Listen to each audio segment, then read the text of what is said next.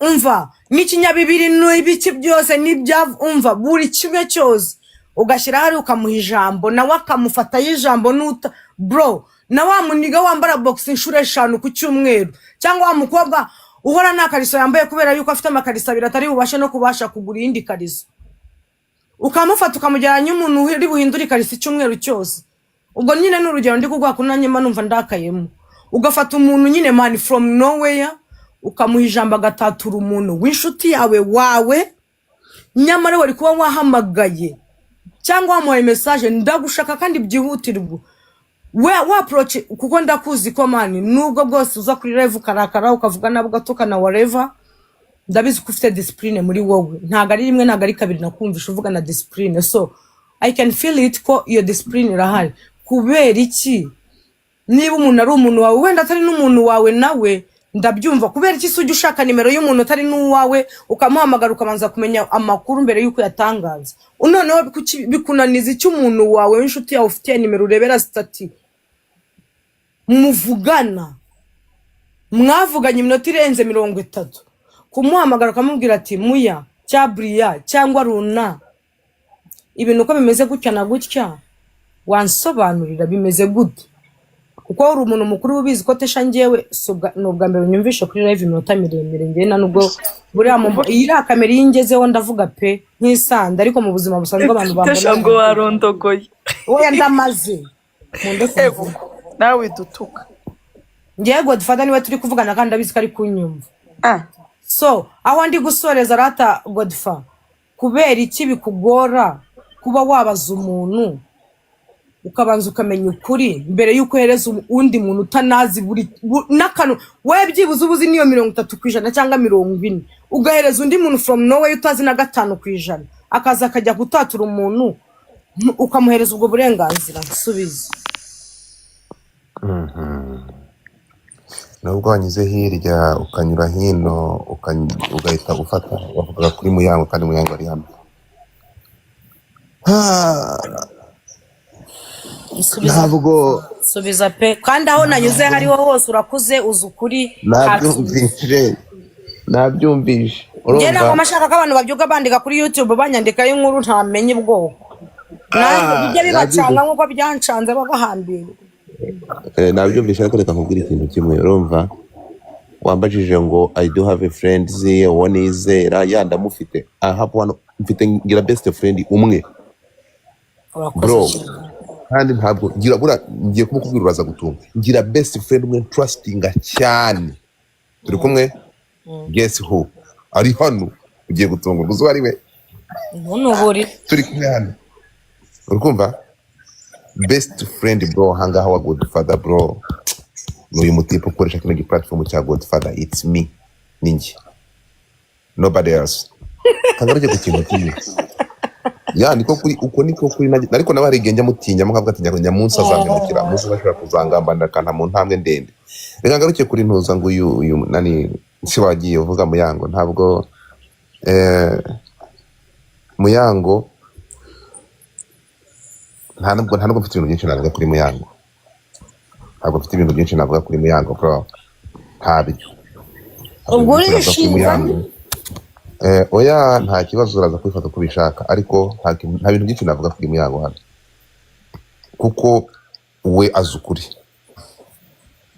Muyango afite ukuri kose mu mutima we niba Godfather nshobora kumuteza abantu nubwo hari umuntu ejo bundi yabwiye akavuga ngo she was had facing me nuko like she didn't expect ko that Godfather nari ku niki gusa Muyango arabizi ko I try number nagerageje my best to approach to her before you kuzo nasaga ziba ngo yari hano ntabwo nyavugana ntabwo nyavuga ndahari urumva kugeza igihe the only one person that person you cut me off communicate with me Godfather my friend I'm a blogger kandi I choose to be a blogger wo muri ubu buryo udakora ibintu twisanze dufite aba blogger bari hari abatukana kugiye batukana ari haya akanga abantu bazana ibikangiro no ntabwo ariko bimeze I can be a blogger ukoresha ukuri na reality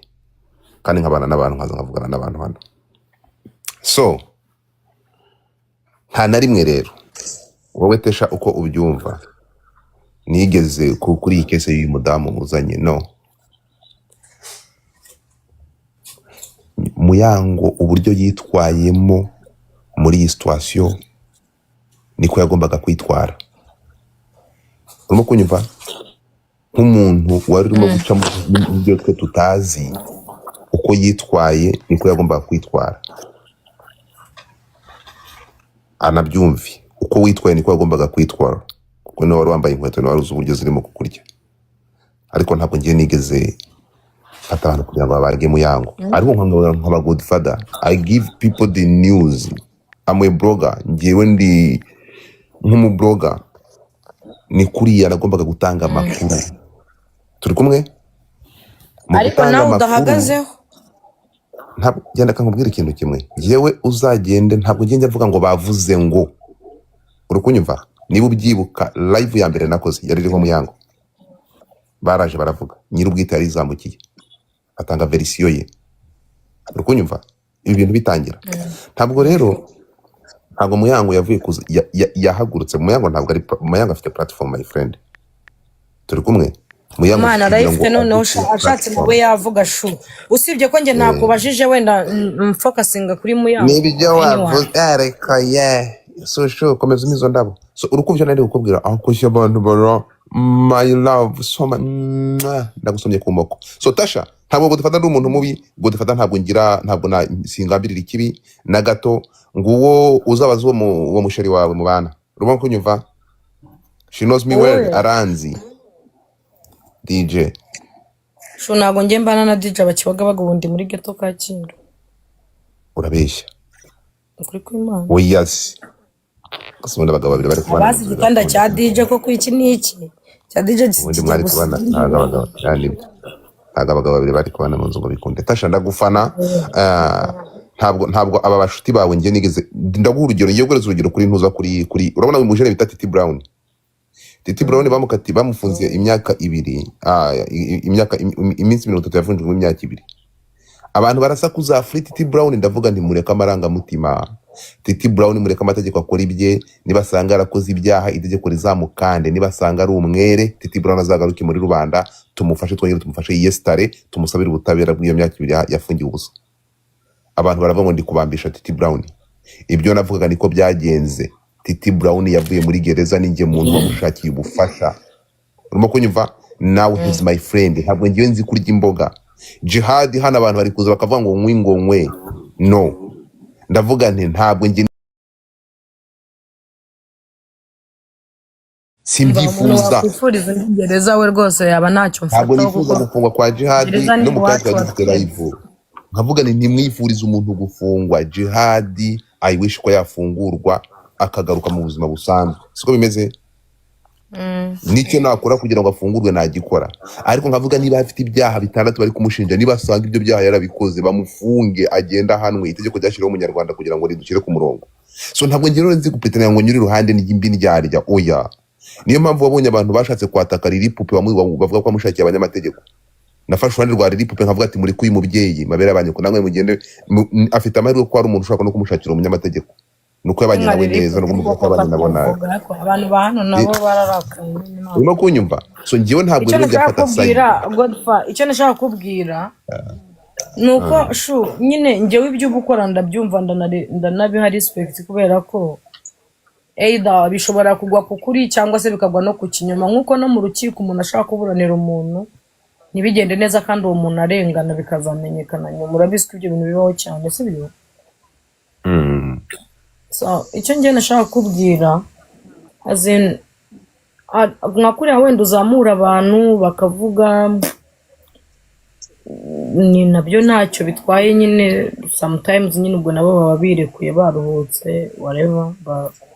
Muyango nyine cyangwa uwo Brian cyangwa undi wari wese waba narabonye abantu bazamuka bakavuga ari inshuti yanjye. Wenda reka mvuge kuri Muyango ko niwe maze iminsi mbona bakoze amalive n'ibiki. Ngewe Muyango muzi like ngewe nanamenyanye nawe mbere yuko amenyana na Brian nubwo bakora nabo ari aba best friend. Ariko muzi mbere yuko baba inshuti na Brian sibyo. Mm. So buriya iyo umuntu umuzi igihe kingana gutyo ari umuntu mubi ntabwo waguma uri around yiwe kubera yuko ngewe negative vibes ntacyo mba mfataho sindi umuntu uri buze gufesinga umuntu uri negative ngo mutuke cyangwa mubwire nabi kuko si ibintu bindimo simba ushoboye ariko nanone muha space nyine nkamushyira kure yanjye nanjye nkaguma kure ye sibyo. Mm. Rero Godfa wenda nuko utaburi around yacu cyangwa ngo ubana n'umuntu umunsi ku wundi umenye uko yitwara umenye iki urabizi ko hari igihe umuntu ashaka kuza akakuvugaho inkuru ukajya uvuga se uyu ni Godfa bari kuvuga bikakuyobera nyine tu ukajya uvuga uyu si njyewe nyine hari undi nyine wa kabiri suri inyuma uri gukora ibi nyine we bikagucanga muri wowe sibyo. Mm. Rero kubera ko Muyango wenda ataza hariya ngo avuge wenda nawe abishobore nko kuvuga cyangwa iki njye mba numva nyine umuntu yakubahira umuntu icyo kintu cyuko kuko nawe rimwe na rimwe uraza kuri live ukavuga uti ukabibamenyesha before ukababwira nimuvuga ariko ahangaha nta kintu nkukemurira turakotera ubusa nyamara byari kugenda gutya na gutya so bivuga Umva Tasha icyo nshaka ibi biboro kukumvisha nyine abantu baraza bakavuga nawe ukumva ukajajinga uko ushaka n'abandi bakajajinga n'abanyarwanda bakajajinga uko bashaka ariko at the end of the day nyine usanga umuntu nawe ku giti cye nyine afite private life yiwe kandi nawe avuye yakavugana Godfa nawe ushobora gutungurwa ukumirwa kandi nawe agoye aha ibyo ngibyo rero reka nze kubwira ikintu kimwe ibyo ngibyo Tasha urukumva icyo ngicyo hari ubuzima bw'abastare cyangwa ubuzima bw'ibyamamare urimo kumva nubwo twebwe bisaba kugira ngo ikintu abantu batabamenya reba ukuntu bari kugurukana agasuku nona reba ukuntu byabaye kuri Jihad nibyo bizaba kuri Godfa dejo bundi so icyo nkubwira kimwe bisaba kugira ngo muri ibi biboro ntabwo abantu bagomba kumenya ubuzima tubamo bwa social media butandukanye gute n'ubuzima busanzwe njyewe ntabwo uzazanga ngo nibase umuntu cyangwa ngira n'ikibazo n'umuntu nuko social media ishobora kubirangiza ni mu bantu mbona nyine ibintu uvuga hano sometimes ntabwo ari igihe cyose rimwe na rimwe nyine hari igihe mba numva nawe nyine umeze nk'uri gushaka gutanga show nawe iby'amarangamutima wabishyize ku ruhande which is bad. Oya ntabwo ntanga show ntabwo njye reka nze nkubwire Tasha urabona niba uje unkurikira cyangwa ukahanyura njye nshobora kuba mfiteho abantu n'igihumbi nkabona ntabwo bari nta kintu nta n'idolari biri kunyinjiriza turi kumwe ngahita nkimanura I don't give a fuck about the audience turi kumwe no ntabwo ariko bimeze njye ntabwo ntanga kugira ngo mpande show bandi bino bifantome izi za nyamunsi zibyagira ahangaha bakaza bakumva ibintu mu gitondo akaba atakibyibuka baba barakubitwa n'inkuba nta kintu urabona kuriya uza kuri live mukavuga ujya ubona mu gitondo iyo byutse ukajya nko kuri YouTube usanga buri wese title yayihaye ibintu ashaka yabihaye ibintu ashaka kandi abantu bagenda babareba bari abantu n'abantu batandukanye.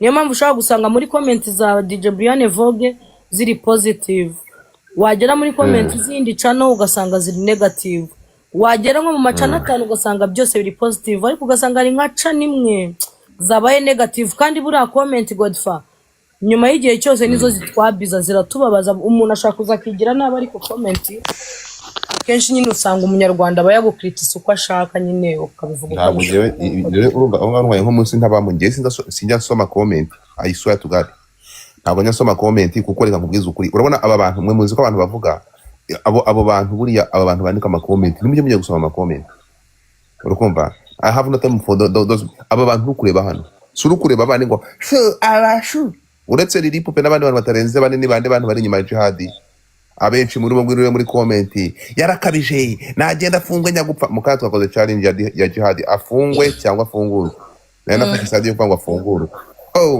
kwa bantu bari kuya amafaranga ngo nakomeza afungwe batanze amagifti ngo afungwe urukunyumva nibo bantu tubana nabo hano so ikintu ugomba kumenya Tesha imbabaza nuko ubuza abantu mubana sheri wanje kandi nawe ubazwa kandi nawe ugira amaranga so ibingibi byo rero ndakubwiza ukuri Muyango niba yarandakariye urumva yewe uzagenda ndakariye yaba yarakura Godfa yaba yarakurakarira nubwo yari nta nubwo yari kuguma kuri live yijope iri kuba yayivuyeho suko yakurakariye pe wese nibyo ufata ngo gutanga n'abakiriya n'ubu impamvu avuyeho ndibaza ari uko ajyanye umwana ku ishuri ko yaragiye kumutwara so urukumva Tesha njyewe ikintu kiriho njyewe ntabwo mfite umwanya wo kumva ko nabangwa abantu no singira mu nyangire singira mu mbwirire singira kumva amagambo oya no niba ari umuntu nabaze tugende muri iyi saga niba ari umuntu nabaze kurusha abandi ni Kimenyi naramubaze none se nabaze Muyango menya no bafitanye kibazo Muyango mugabo Kimenyi sinamubaze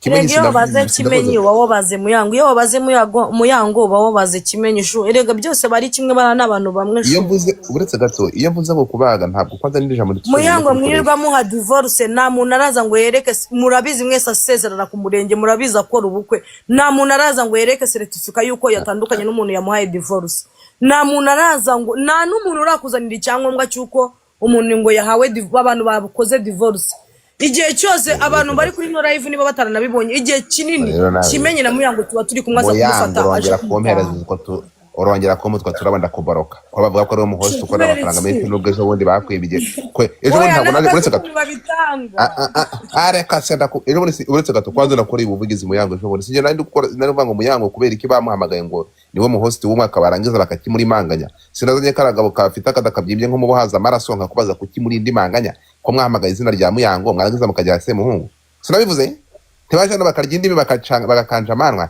twandakaye Muyango none sinandi kuvugira Muyango ko ari umuhost w'umwaka kuko ari amamiliyoni n'amamiliyoni wankanza akabwana k'intare sense akabwana sara Nyagatanda yaga ariko atesha muri akabwana habaga kandi rurahazi wa musazi hari kuva na ziriya nye barasanya yahavanye akabwana nukuri nanjye biriya by'akaroza nibyo nzi gutanga sinkubeye Muyango akasaga suzuguro ariko uzufata umuntu wago dufata ufite ubwanwa bukone twigikundiro akampa karabo bro akundi nyine nese Muyango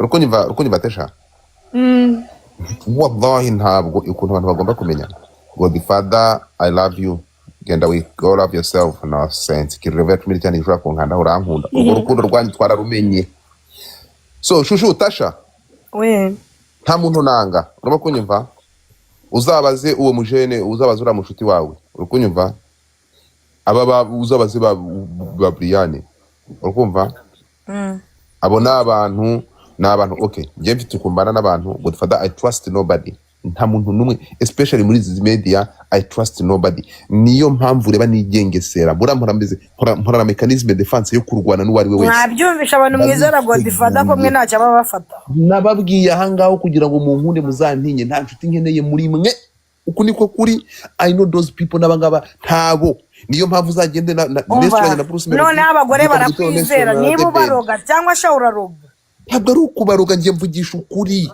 abagore barakwizera araza akakubwira ngo umugabo wanjye ngo yarayamaye nabi ngo nsanga ngo ibintu bimeze nabi cyane umugabo akaza ngo umugore wanjye ntari kunyara amazi yabugenewe ngo ari kuzana ibindi bitandukanye umuntu akaza akavuga Godfather shida no Tasha sinakubwiye kugira ngo nzangaha iwawe nuko mbona uri nuru umuntu ushobora kuzana kuko ntabwo ushobora kwemera ko ntabwo njye ninga live z'abandi Tasha ngiyewe ndi soba buriya ikinyobwa nywa igisirire cyane ni social media waya ariko abagore bo warabarangije bro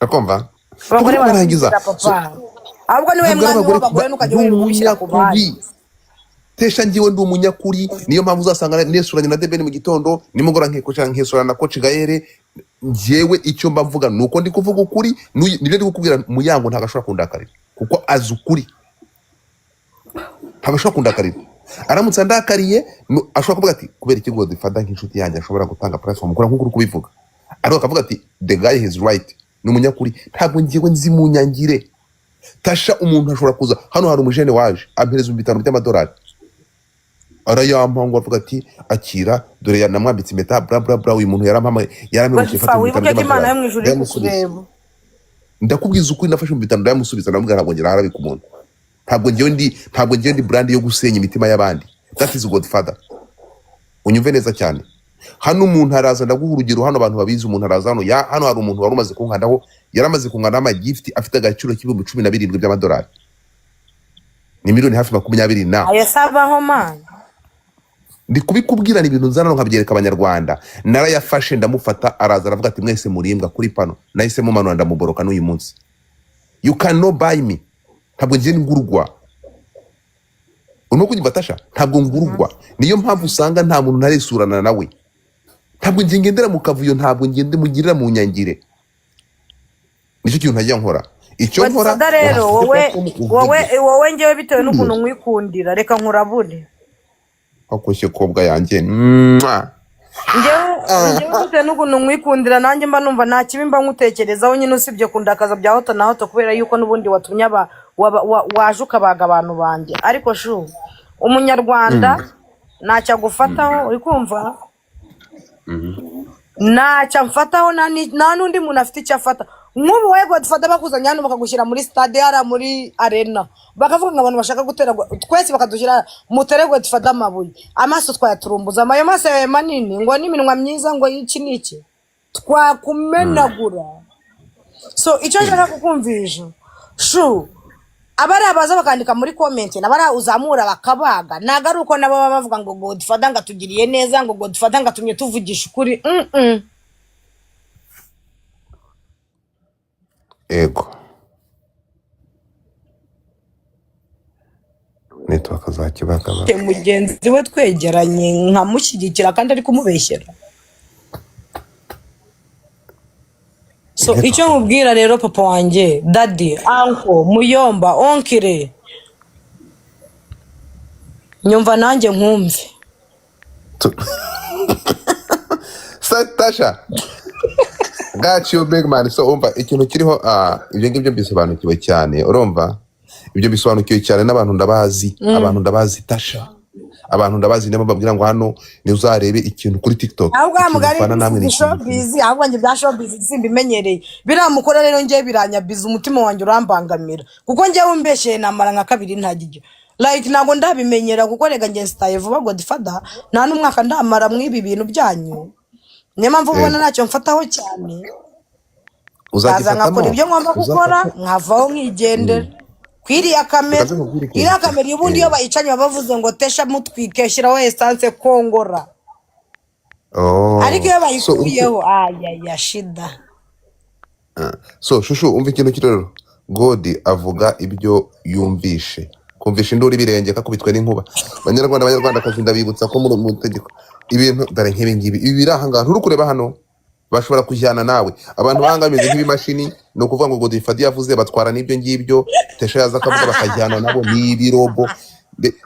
Abanyarwanda bazi wowe cyakoze shahura bazi pe 50 maze ntabwo ari aba bantu gendera ukuntu bari kubaga Jihad nona Jihad nazi bazagenda bicare mushu wacu ngo mushu wacu I know cyakoze man ibi bintu Godfather basi rimwe na rimwe wiza n'abantu babaga gusa ngwino naganiriza abantu ku bumuntu, ubambwira ukuntu abantu bagomba kuba abantu bakagira umutima w'ubumuntu. Ugize mu Tasha ndikubwira wiza n'abantu kubaga gusa no kuvuga ku matiku, rimwe na rimwe gutegura live uzuvuga uti ngiye uhahandi hejuru mujya mwandika title tuganire ku bumuntu, uzubaganiriza ubumuntu urukundo ubaganirize mani ibintu byiza. Okay, tuganire ku bumuntu. Live nayifunguye kuganira ku bumuntu.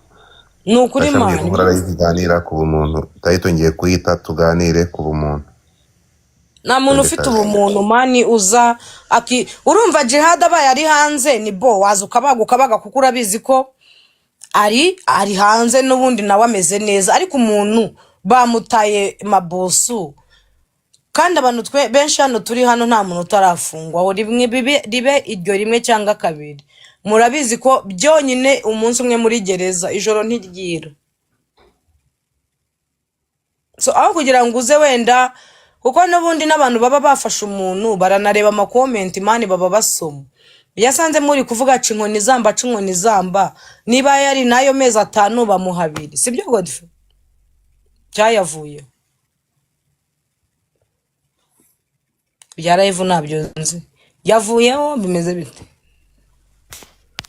Morisi Godfather menya yavuye bane mbareka njye kwiryamira ngenda umva ibyarayivu ntabwo mbimenyereye ubwo nyine yavuyeho nanjye ntacyo nari ndi gufataho sinabimenye. Thank you bro.